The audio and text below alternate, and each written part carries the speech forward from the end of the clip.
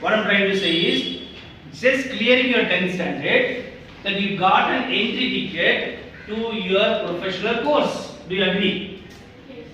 You have chosen your professional course already. You are thinking after 12th. No, you already chosen your what?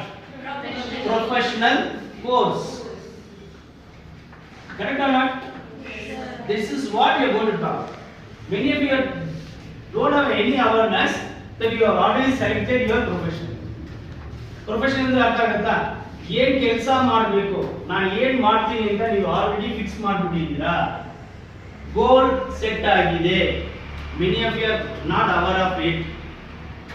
It is not after 12 your profession is starting. No, it starts from 11 after 10.